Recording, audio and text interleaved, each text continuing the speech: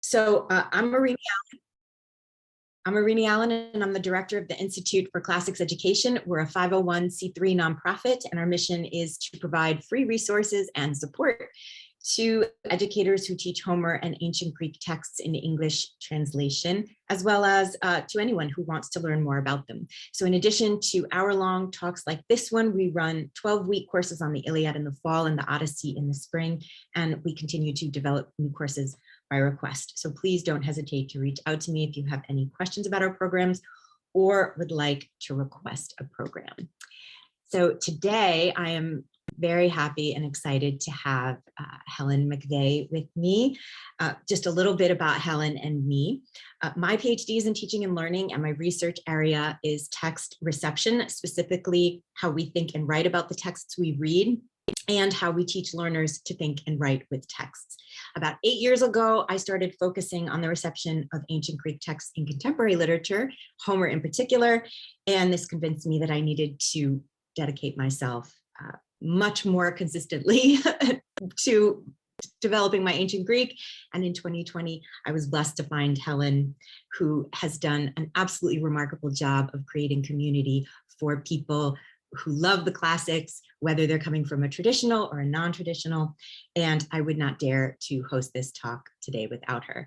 Helen has a master's degree in classics from Queen's University Belfast and founded the Belfast Summer School in Latin and Classical Greek in 2016. This venture has grown to include weekly online classes in a variety of ancient languages and topics around the ancient world throughout the academic year. Helen is also the chair of the Central Council of the Classical Association of Ireland and a trustee of the Society for the Promotion of Hellenic Studies. I know many of you know Helen, and we're all very blessed to know Helen, in fact. So Helen and I have been translating Homer together for the last year. And today we're going to talk a little bit about what we've learned and developed and discussed. And to try to cover this topic of translating Homer in an hour is daunting, to say the least. What we're going to do today is review some of the debates around Homer and translating Homer and reflect on the way we answer these questions that come up inevitably, and how does the way we answer these questions shape the approach that we take as readers and translators. So I want to start really from the very beginning by saying that there are many debates, and I am not sure I think there are maybe 5 people on earth who can really, truly consider themselves experts. I think the gift of Homer is that we learn to be humble in the face of all the things that we don't know and to approach them with wonder. So we're going to start by looking at we're going to start by having me exit for a moment. I love this quote by Oliver Taplin in his review of Robert Fakel's Iliad and Odyssey. Translating Homer is one of those activities it's easier to pontificate about if you have never tried it for yourself. I think this is true. Very difficult to pontificate about it after you've tried it. So today, what we're going to do, we're going to look sort of briefly give an overview of translation terms and assumptions, the continuum of approaches, and we're going to consider then what does it mean to be Homeric from scholarly as well as translator perspectives. We'll look at some features of Homeric verse, and we will look closely at how different assumptions and approaches result in very different choices by translators.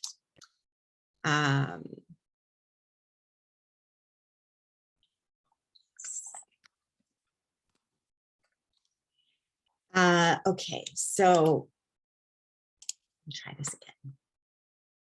Once again, I want to cannot emphasize enough that these are complex problems. They don't have easy answers, and they are continually debated. So I don't want to give us today a false sense of surety, but encourage us to be comfortable with the provisional and uncertain nature of our knowledge.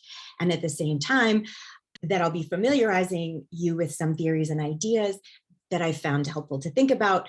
My goal isn't to simplify complicated issues, but to unpack some of the broad terms and concepts that we see around translation, and specifically translation of Homer, so that we can draw attention to some of the invisible assumptions and expectations that we bring to the texts that we read.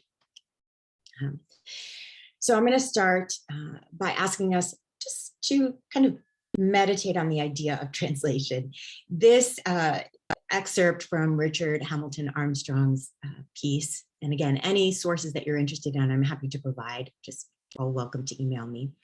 The translator is inherently a mediator between sets of values. So when we're translating a text from another time and culture, it's not just language that we're grappling with, but beliefs, values, and cultural frameworks.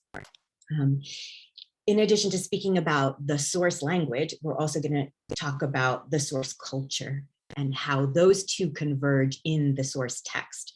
And then, of course, another term that you'll hear used is the target language, the target culture, the target text. So we're taking the source and then we're putting it into the target.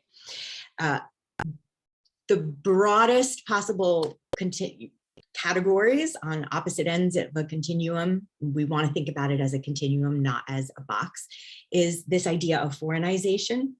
So the first thing people debate is, should a translator make readers of the target text aware that they're reading a translation?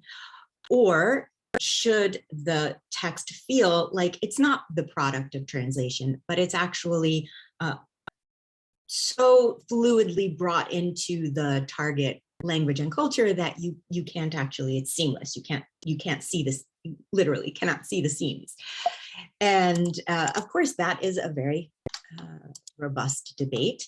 And again, you can fall on many different points on this continuum of foreignization and domestication, as they're known. Starting then to think about this continuum, we might ask the question, well, what is the source text a source of? And I'm just going to give you a minute to think about that. And I also invite you to put anything in the chat that you want, if you want to answer this question for the group. What is the source text a source of? So I'll just give you like a minute or less.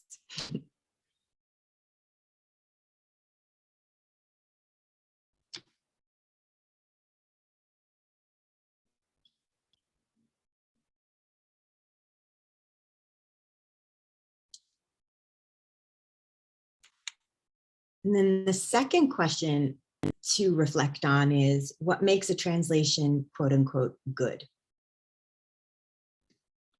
And again, I'll give you a minute. A song, I like that. World views, foreign to the modern era.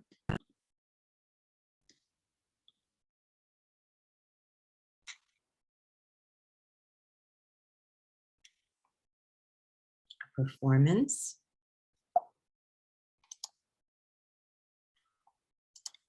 I like that very much, a performance item. So some of I see the song, the source text, as a body of work that we are entangling with that can then change with our interpretation. Very beautifully rendered, Hillary. So some of the things that often come up when we ask what's the source text a source of is a story, narrative elements, stylistic elements, and we'll look at all of these, cultural beliefs and values, and some people might even say eternal truths, things that remain the same, even though they might be packaged differently, they might look different, but inside of the different packaging is an essence of truth about what it means to be human. A source of knowledge, an awareness of sheer foreignness, all of these things, excellent. And for what makes a translation good, and this is where it can get very complex indeed. Some people might say it needs to be relatable to the target audience. Some people might say a translation should be creative. Source of joy, I love that. Yes, beautiful. Connection with a different world. These are all wonderful, wonderful. Thank you. So some people might say a translation should be creative or original. Otherwise, why would we need to continue translating? Other people might, on the opposite end, say it should be faithful or accurate, and that is the mark of a great translation. And then, of course, some people would say it depends on what you're translating.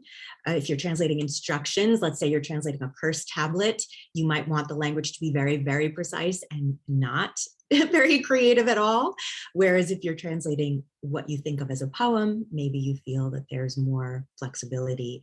So all of these, again, just to make ourselves feel comfortable with a lot of possibilities and not a single right answer. A good translation changes based on the objectives of the translator and what the reader wants to get out of it. Any translation is an interpretation that is individual to the translator.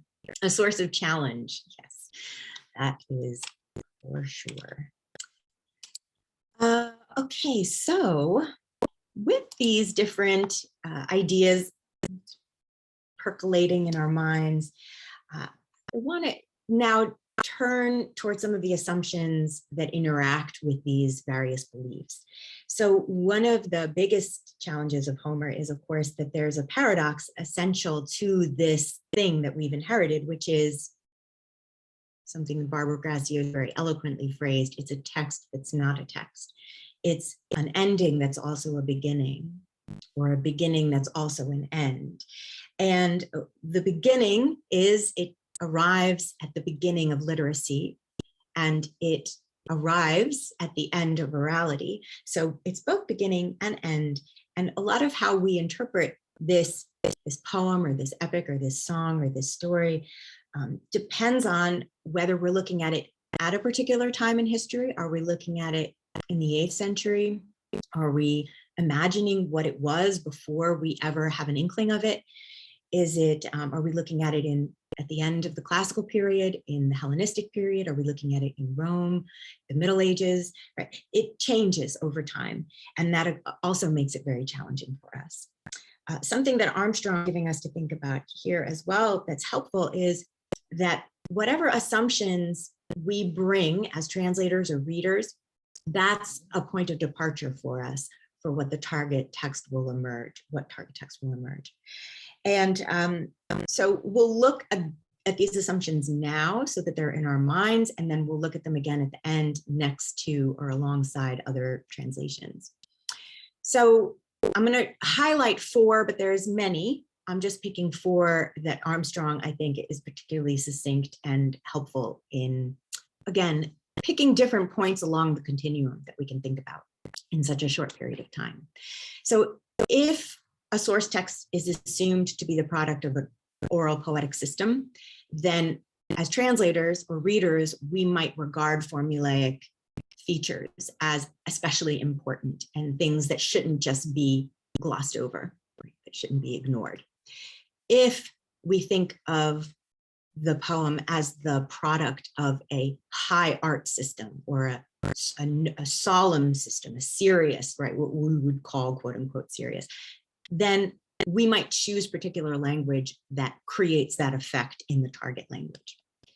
If we consider the version that we've received to be just one version of a narrative that is available for retelling, then we might say, oh, well, it's our job to be creative with this source text and create something new in the target language.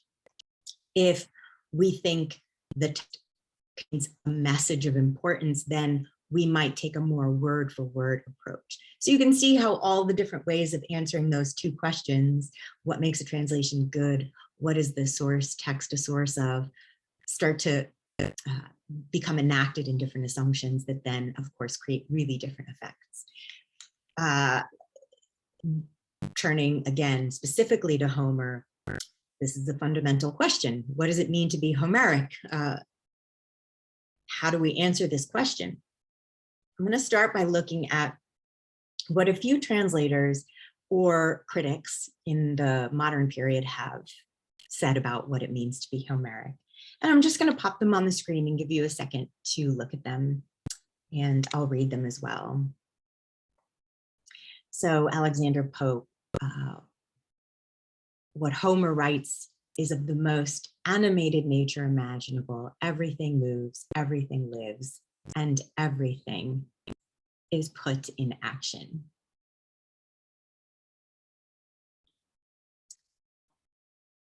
And then this very influential excerpt from Matthew Arnold.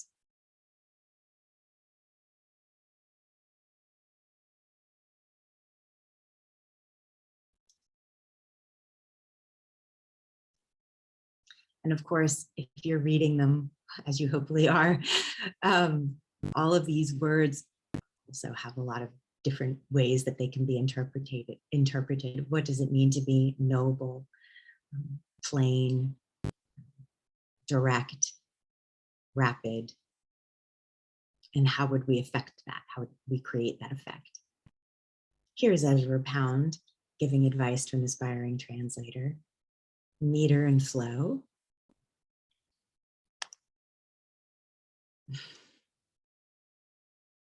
On the other end of the scale, right? Nabokov, as long as it's literal, right? That's more important. Debate.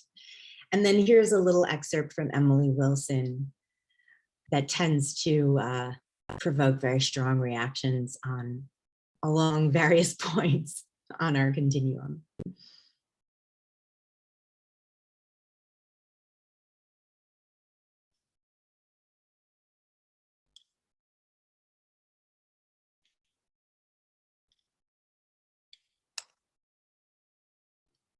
So now turning our attention, well, what do scholars have to say about what it means to be Homeric?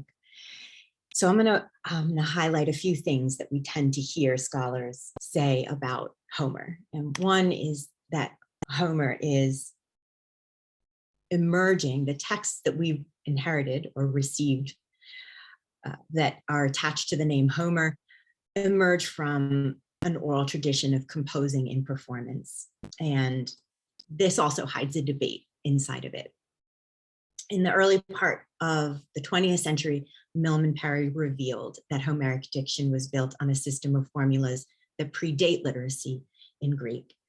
Formulas are used to build themes, or what we now perhaps more commonly refer to as type scenes, and themes or type scenes are used to build songs.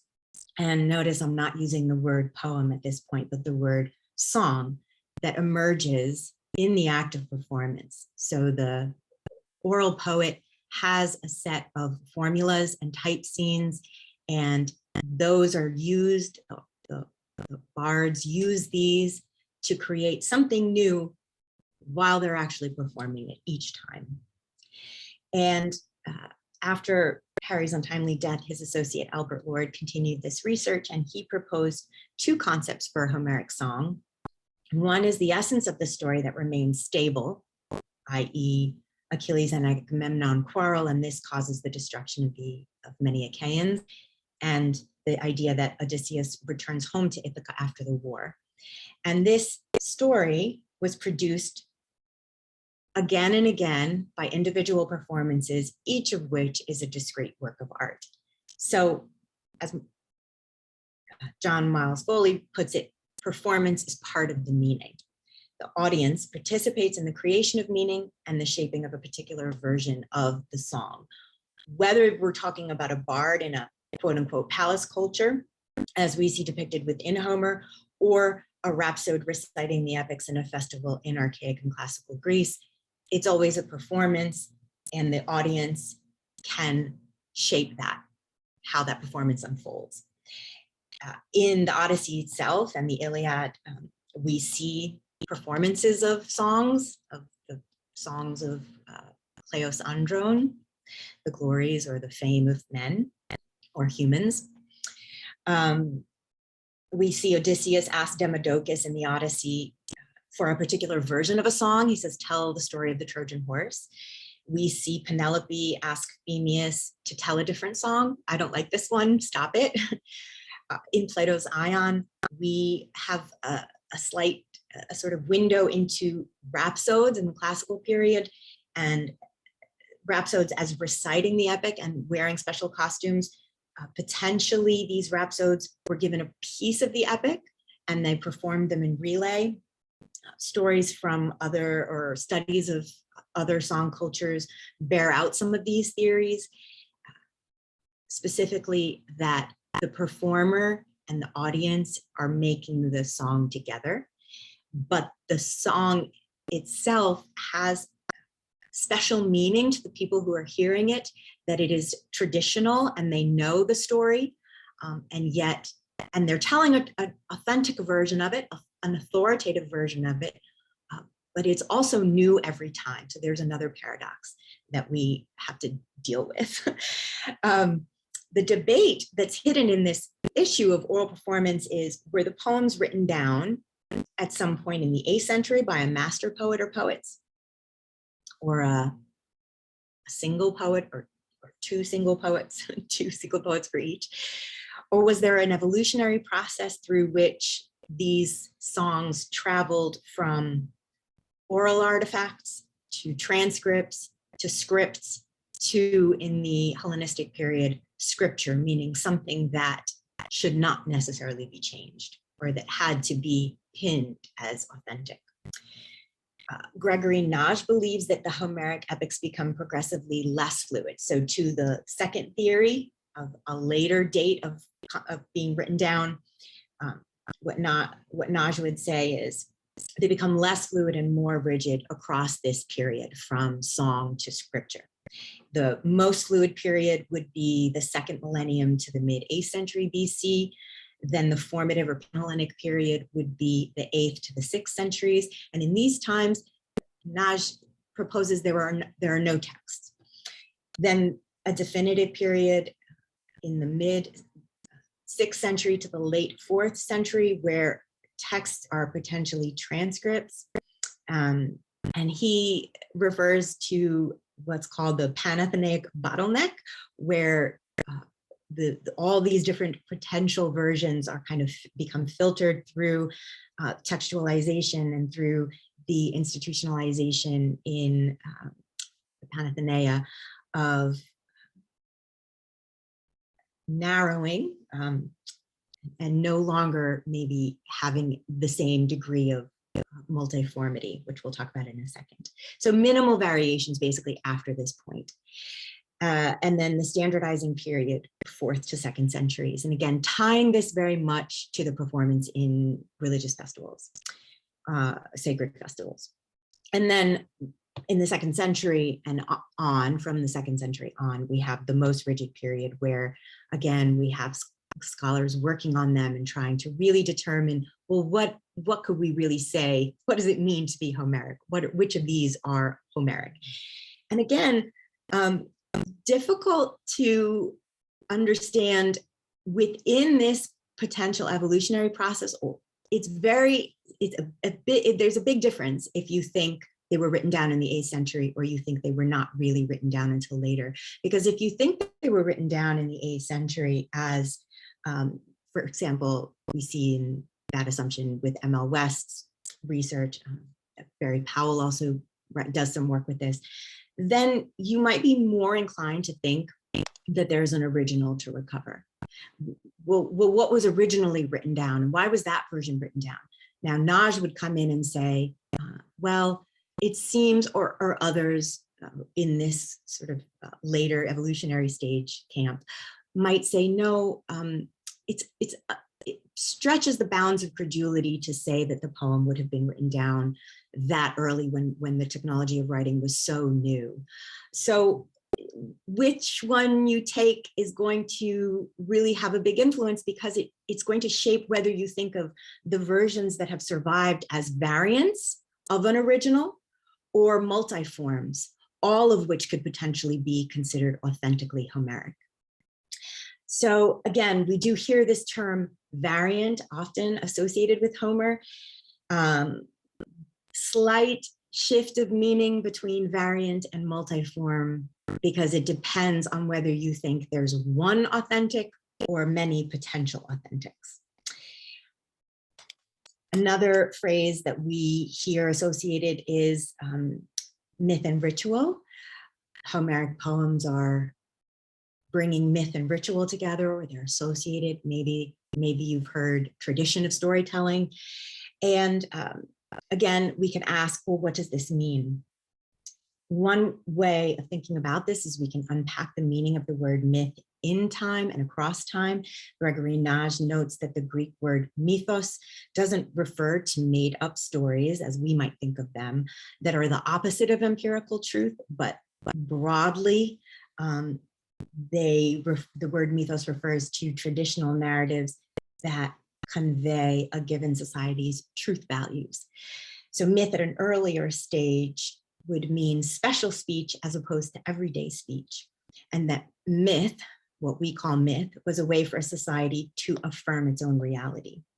And myth is a speech act where speech is an action.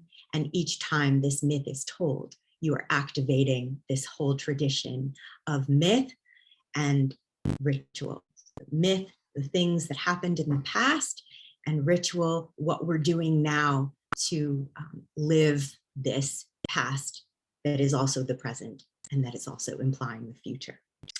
So myth and ritual could be thought of perhaps as converging in the performance of epic and framing each other. The myth is the story of the hero. The ritual invokes the power of the hero.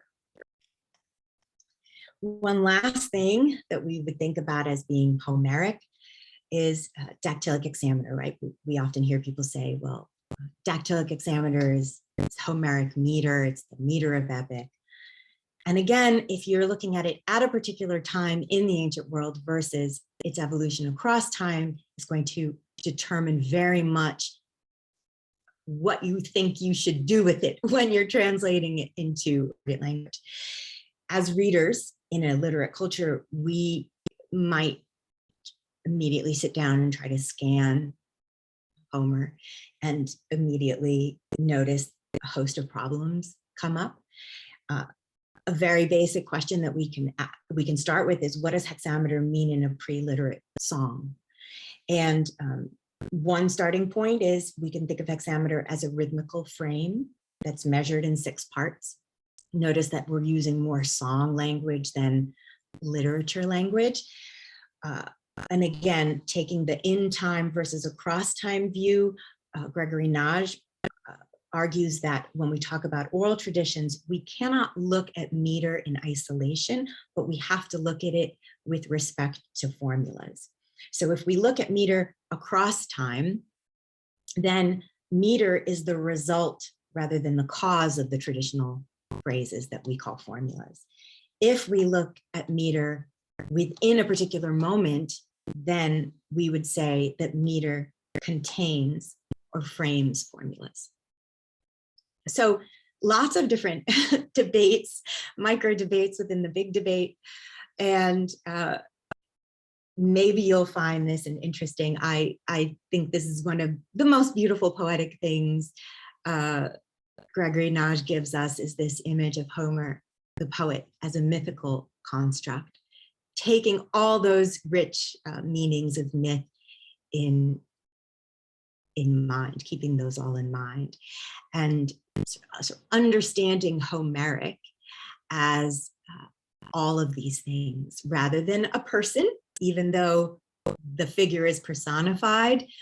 This personification could, like the personification of the gods, become a way to for us to approach Homer, but not necessarily to be limited only to thinking of Homer in that way of being a single person. So that's kind of cultural overview, and I'm going to turn it over to Helen now, and Helen's going to take us through some of the feedback first. So.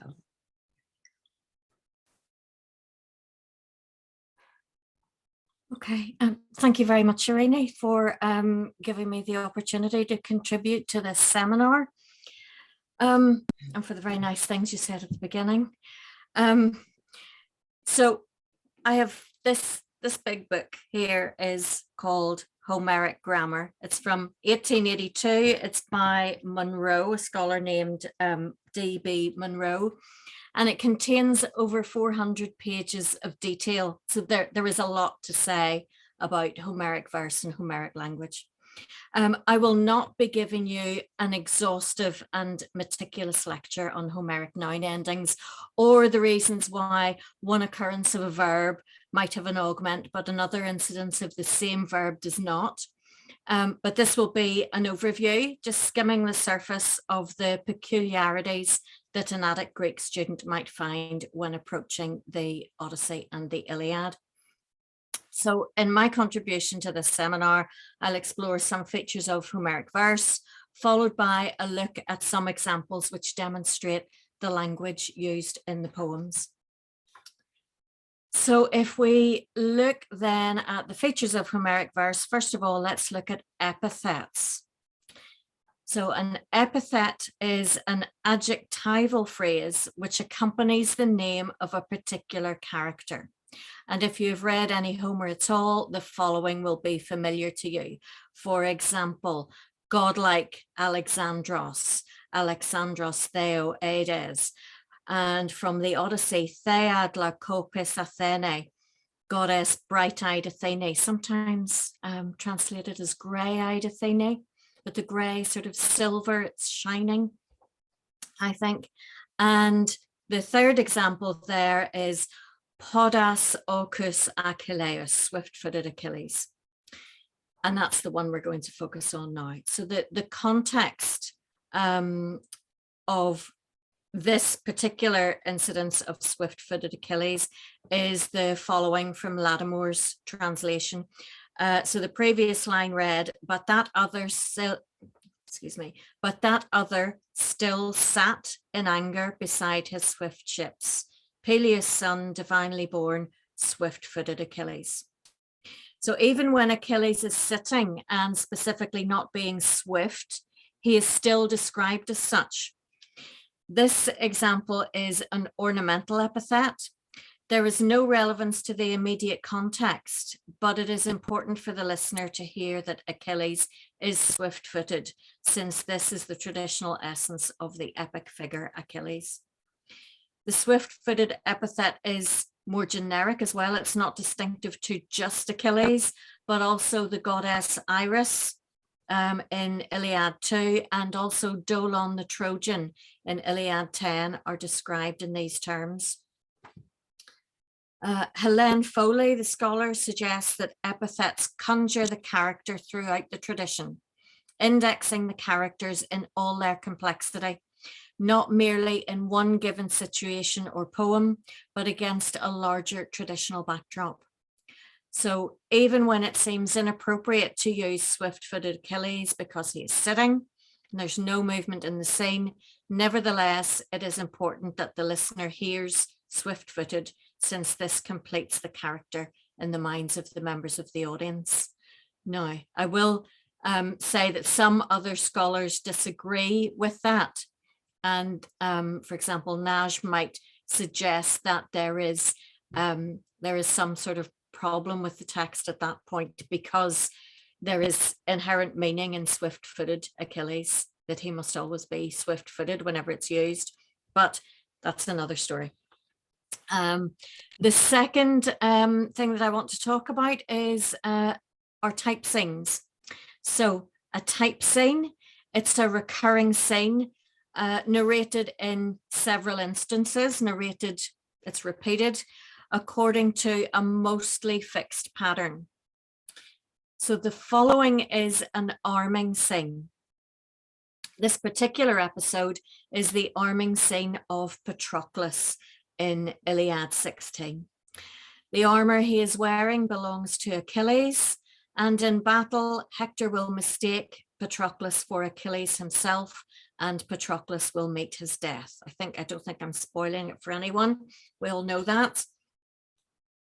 So first he placed along his legs the beautiful greaves, linked with silver fastenings to hold the greaves at the ankles. Afterwards, he girt on about his chest the breastplate, starry and elaborate, of swift-footed Iacides. What Iacides? That's not Achilles. That Iacides means a descendant of Iacchus. So it is basically swift-footed Achilles. Across his shoulders, he slung the sword with nails of silver, bronze sword, and above it, the great shield.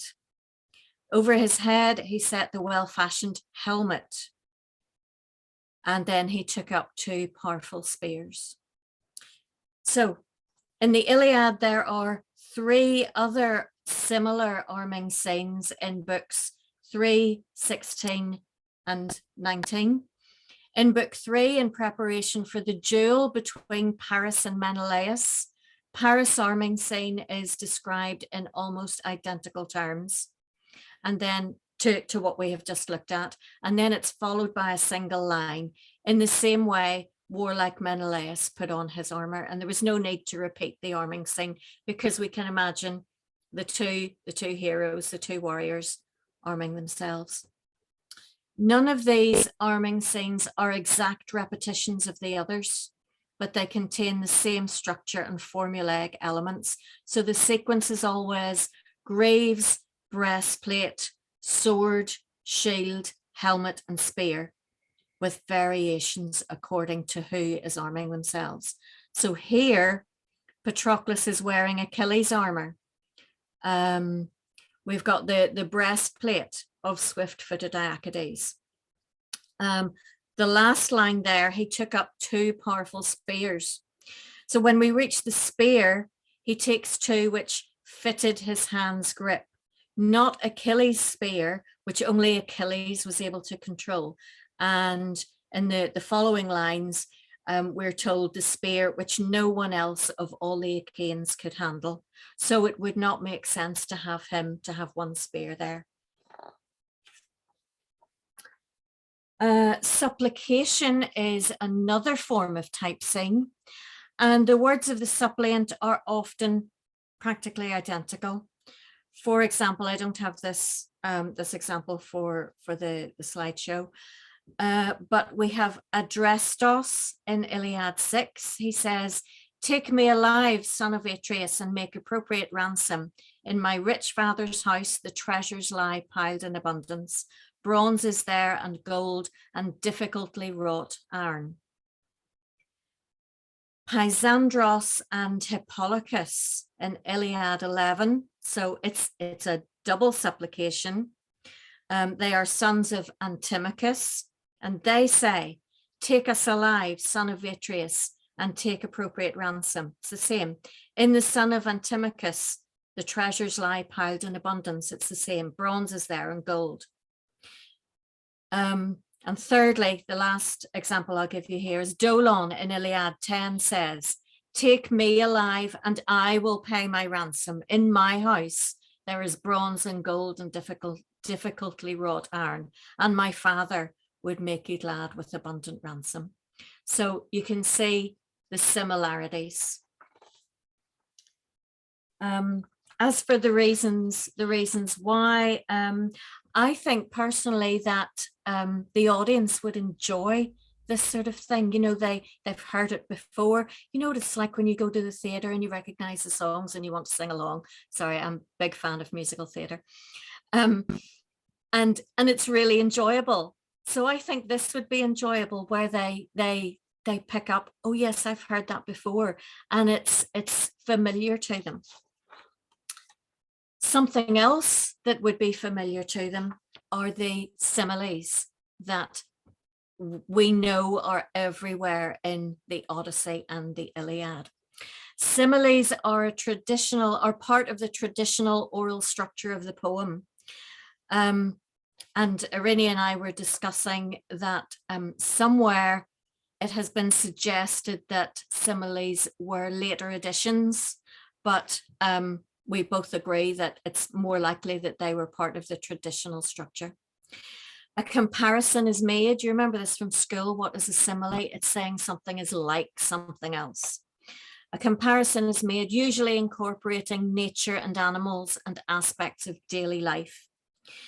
And the purpose of the simile is to create a visual image in the minds of the listeners, one they can relate to and are familiar with. So association with a common item.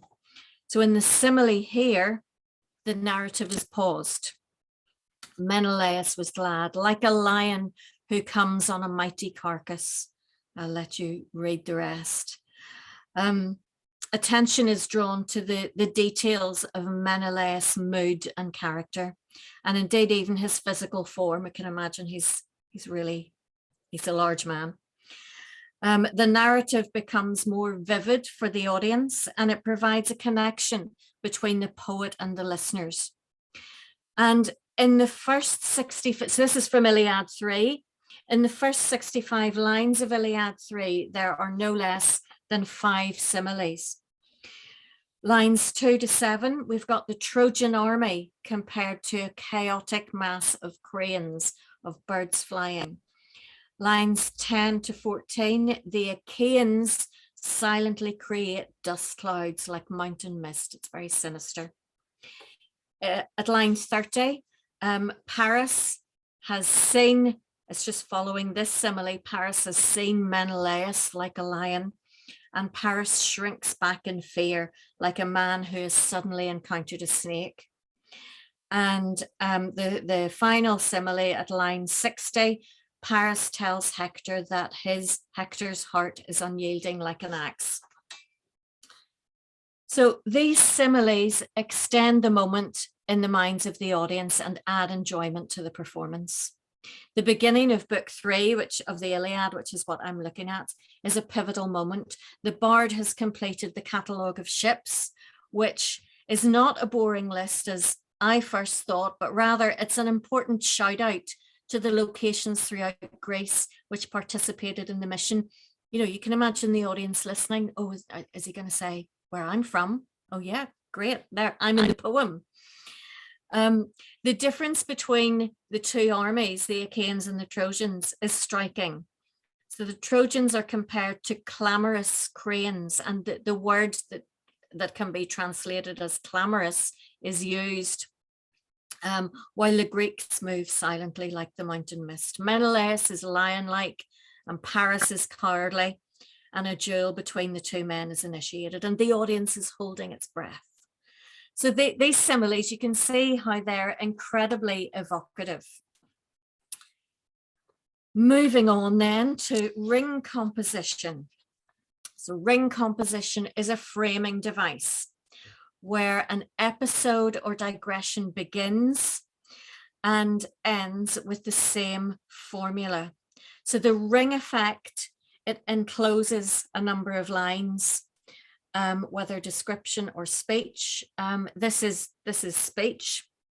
It's from Iliad 24, Achilles and Priam. So I have marked the text with A, B, C, and D, if you can see that. Then we come to E, that's the turning point here. And then following E, we go back through D, C, B, and A in reverse order. So there's repetition. The circuit, it's like a circuit, it makes key points in that order. For example, if we look at A, we have your son is given back to you. If you go to the bottom, A, you may take your beloved son back. B at the top, now you and I must remember our supper. B towards the bottom, we must remember to eat. So you can see the points that are made, then we reach the turning point, and then we go back through them. A ring composition can be much shorter, it can be longer. It gives a sense of completion, and the effect emphasizes the significance of the episode as a unit. And also it's an indication to the listener that it's about to end, because the listener can hopefully follow through what's happening. And it's a feature of oral composition, this ring composition. A scholar called Cedric Whitman has also shown that Iliad books 1 and 24 work as ring composition. Similarly, books 2 and 23, 3 and 22, and he has shown on a really large scale the whole Iliad is ring composition, and we can follow it if we look. Of course, the book divisions are much later, but we can follow it by comparing the action, what's happening in the books. Finally, on Homeric verse, we've got formulae. So these are somewhat like the repetition found in type sings. These are on a smaller scale. An epithet is a formula. And you'll be familiar with the following phrase, whether you've read Homer in English or Greek. We see all the time, for example, so she spoke, I have made this up, so she spoke, and thoughtful Telemachus answered her in turn. And I'm sure there is something like that between in Odyssey 1 when Athena is talking to Telemachus. It signals the end of a speech and introduces another. We've got a section from Odyssey Book 1 here, and I've highlighted the appropriate word in the Greek that is repeated there. So we've got Zeus speaking, and then at the end of his speech, then in turn the goddess bright-eyed Athene answered him.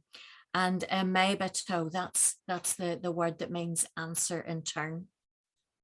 At line 63, then in turn Zeus, who gathers the clouds, made answer, ten dapa me bomenos, again answering in turn. And then a repetition at line 80 of the same line at line 44. Moving on, I'm conscious of the time, moving on to some features of Homeric Greek, and I know we don't all have Homeric Greek here, so we'll just talk about this very briefly. In the Homeric poems, a mixture of dialects can be detected, mostly Aeolic from Lesbos and northern Asia Minor, and Ionic from Asia Minor. And the differences between these include phonetics, for example, spelling and pronunciation, and vocabulary, and there are variations in chronology. So given this combination of dialects, it follows that the language could not have been the native speech of one particular person, one Homer. So it is likely that the poems evolved because poets were moving and performing throughout the Aegean area. So first of all, if we look at alternative endings, so students of Attic Greek, you think you know the endings, you come to Homer, and I have to tell you, actually, no. So we see there the genitive singular instead of oo, we find oio, so thalamoio for thalamu, and polemoio for polemu. The dative plural, instead of ois and ice, we find oisi, essi, and essi. And there's some examples there. Odyssey 7, toisi for tois. It's not a huge difference. And megalesi for megalice. Infinitives take a bit of getting used to. Instead of the active ein ending, we find emen or emeni. So Odyssey 7, pin emen for pinain, to drink. I should have practiced this before I started. Esthemeni for esthein, to eat. And imeni for eni, to go. Elsewhere, you'll see these, not so much the genitives and datives, but the infinitives. You see these alongside the more familiar Attic infinitives like ani. You would see emeni and ani, strangely. Next, we need to be aware of unaugmented aorists. So the aorist tense, your teacher will have told you the aorist has an augment. That is one of the ways of identifying an aorist, not in Homer. Well, in Homer, you'll find them side by side, possibly for the meter, for the beat in the poem. You see there at Odyssey 1, plankthe, at the very beginning, it's he wandered, plankthe, he was made to wander, for plankthe, the aorist passive. Iliad 6, mathon for emathon, they learned, and Iliad 3, fato for fato. He said, he spoke from Femi. The dative of, oh, sorry, I should have said to you, the reason for the lack of augmentation, the convention of augmentation had not been fully established at the time of recitation, at the time of the poems. So augmentation with the letter epsilon was a later addition to the Greek. The dative of possession. So instead, we're maybe familiar with the dative of possession. There is to me a book.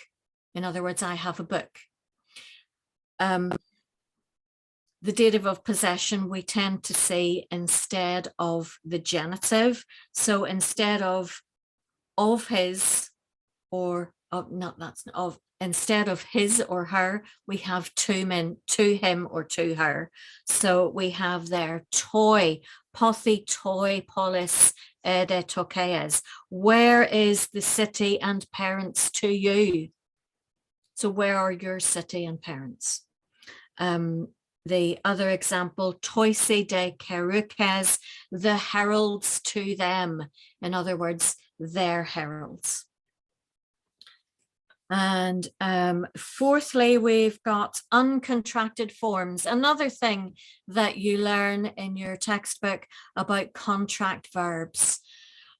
Crikey, where, you know, we have a raft of rules to learn for contract verbs.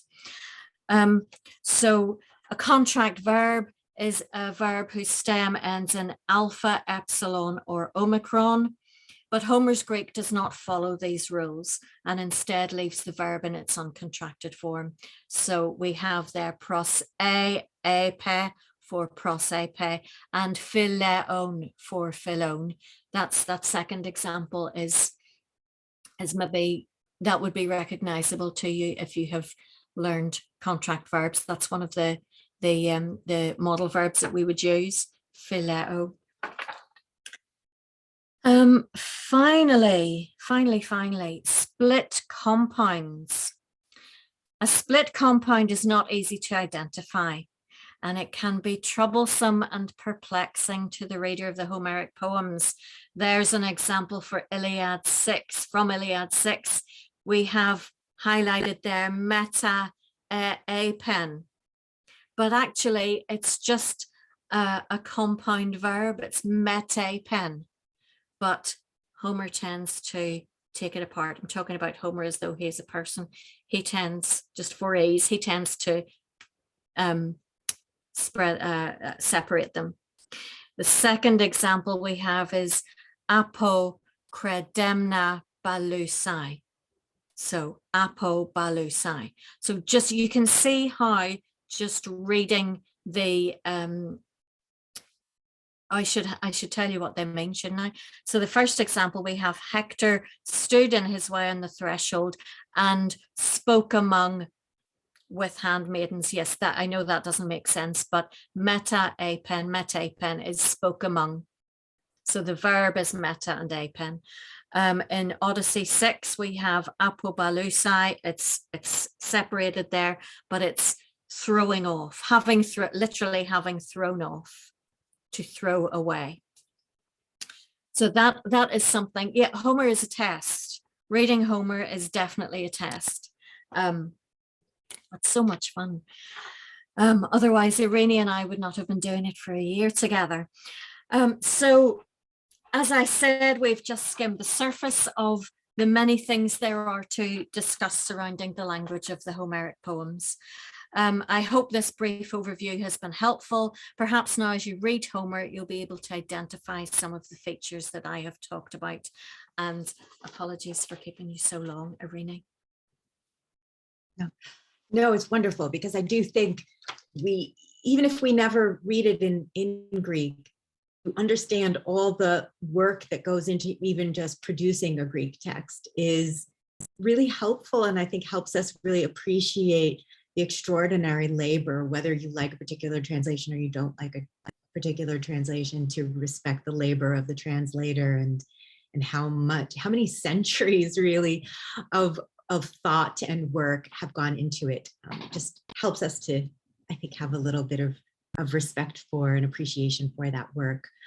So to create a Greek text, right, there are 1,500, more than 1,500 manuscript and papyrus fragments that a compiler would go through. There's also ancient commentaries and quotations.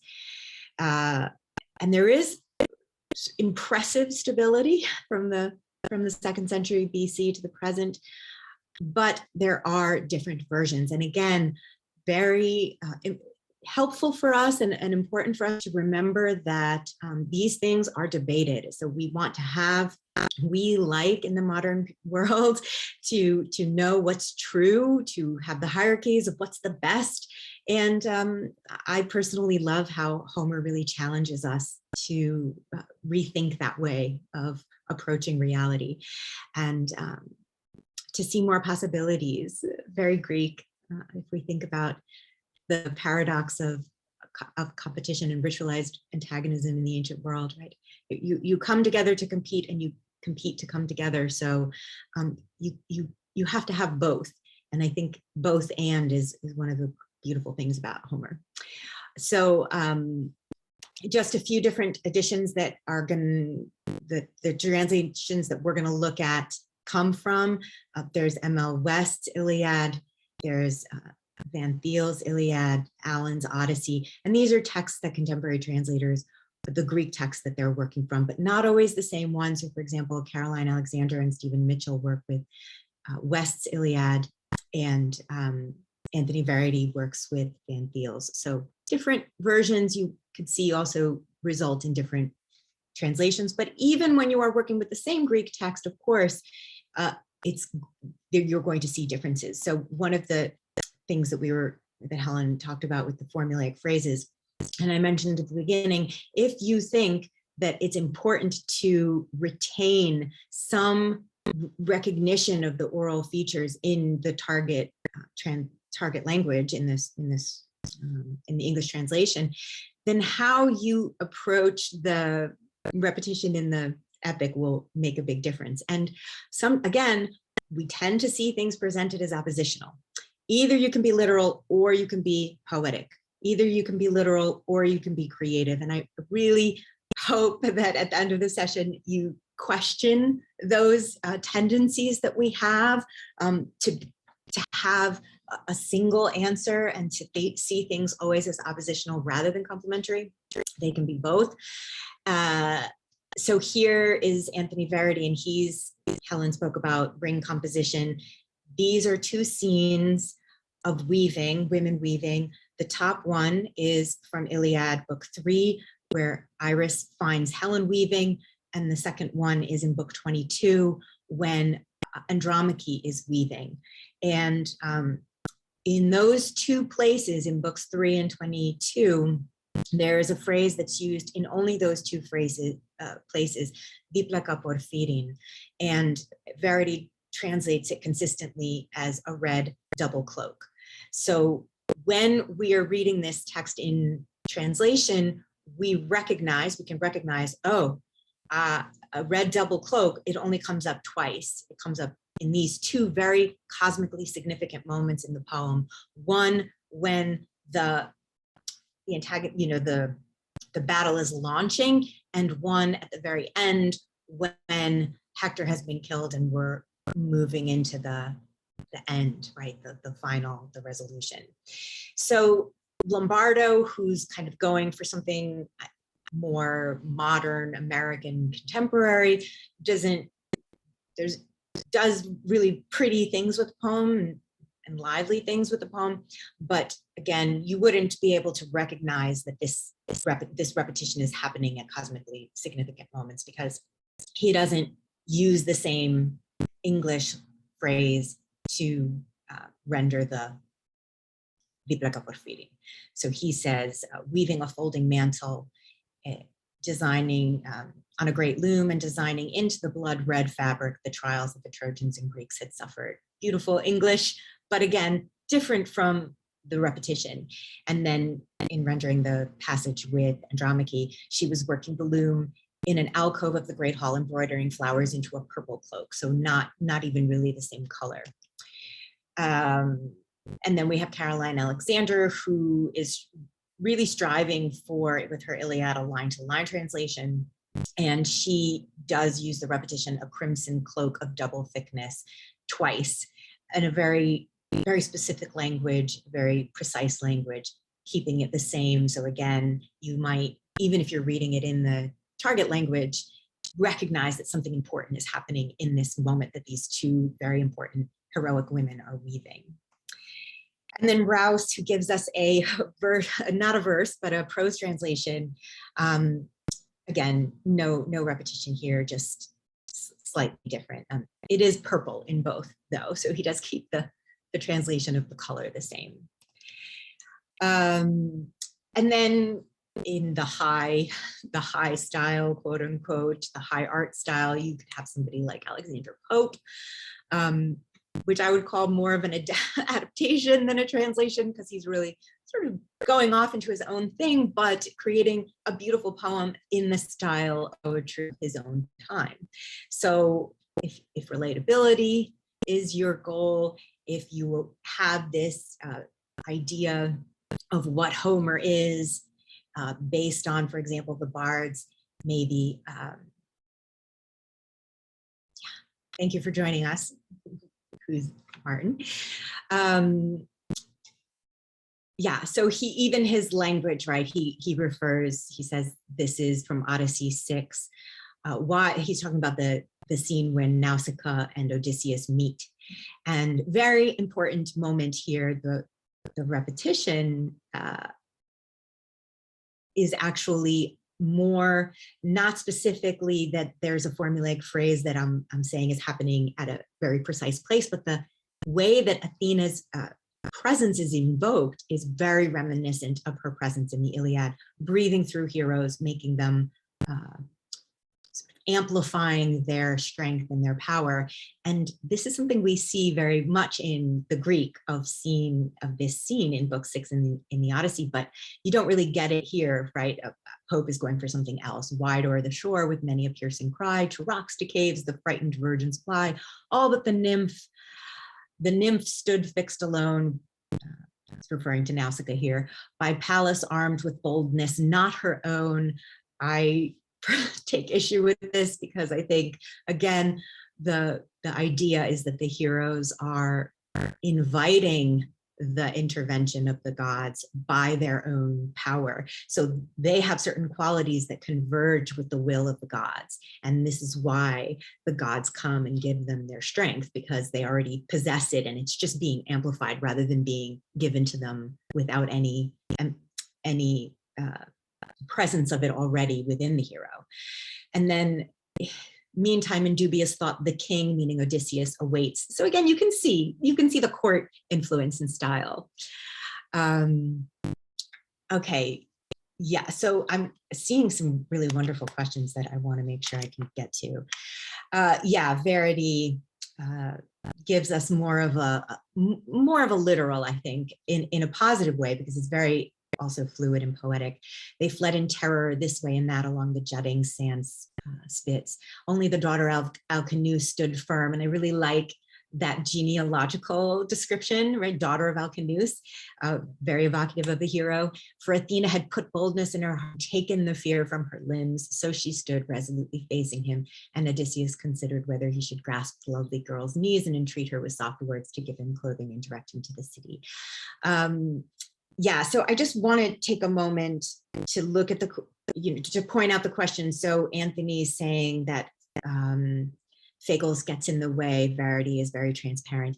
Yeah, so it really does depend on what you want to get out of your translation and what you're hoping to experience with it. Anthony also had a very wonderful question. Can we ever read the class, if we're reading Homer in Greek, can we ever read it without our own culture getting in the way? I will Yeah, thank you, Anthony. I would really like to hear your thoughts. So put them in the chat if you would. I'd really be interested to hear those. If we consider the one version that's available for retelling, then we can adapt them to the taste of our time. Again, we could bring Pope in, right? Pope is doing that, right? Writing poetry to the taste of his own time. Also, Emily Wilson is very, right? She talks about that a lot in her translation. And again, her Greek isn't really literal at all. They ran along the shore quite terrified, some here, some there, but Nausicaa stayed still. Athena made her legs stop trembling and gave her courage in her heart. She stood there. Yeah, you don't really get, it's hard. It'll be interesting when her Iliad comes out to see how she portrays the heroes and whether she's sort of evoking Nausicaa as a hero here or not. I think it's hard to know without looking at what the Iliad does, what her Iliad does. And Rouse kind of gives us a novelistic kind of way they scampered in all directions. Only the young princess stood her ground. I really love that, stood her ground. I think that's quite literal. For Athena took all her fear away. She halted and stood firm. Pretty close, actually, I think. And then Lattimore, who's kind of an interesting, I think a bit of a gold standard in many ways, just for measuring how different translators are approaching it, not gold standard as in the one, but one that certainly a lot of scholars favor for some of the precision and literalness, but poetic at the same time. So again, it's not necessarily a competition to be literal and to be poetic. I think you can do both. And finally, the word for word approach. This is really interesting, and this is something Gregory Nagy does, which I think is very helpful if you're a student of Homer, you're trying to study Homer, and you have Greek, and you want to sort of see what are some ways that you can put it in a target language and still leave meaning open. And what Nagy does in his texts is he gives you also very literal and giving you the Greek words, because oftentimes the Greek words they're a whole world in themselves. And so a formula is a micro narrative. It's telling us the whole story of the hero, what the hero is famous for, what the hero's excellence is. And it's important to know specifically the words and all that they evoke, especially when there are so many different ways to render them. So yeah, so that would be Gregory Nagy would give it to us like that. Whereas again, if we're just readers and we're wanting to understand and get a little taste of Homer, then we're gonna maybe want something that's not quite as within the pinpointing all the different words and interrupting, for example, our experience of the narrative. And this excerpt that I'm putting in here is a very significant moment in Iliad book 9, where Phoenix is activating the medium of storytelling. He's using the story of a hero to try to sway a hero right now. So we really kind of see, again, past, present, future, all things kind of coming together in this moment of telling the story of a hero. So let's see, I see some things in the text in the chat as well. These are just some books, if you're new or newer, that will give you a sense of different approaches to Homer. I think this Canagle book, Hearing Homer's Song, it's really interesting from the perspective of understanding scholarship and how new ideas about familiar text, because of course Homer is so familiar to us that we can almost take a lot of things for granted. And this book is really an enjoyable read on how Milman Parry developed his theories and what happened with them.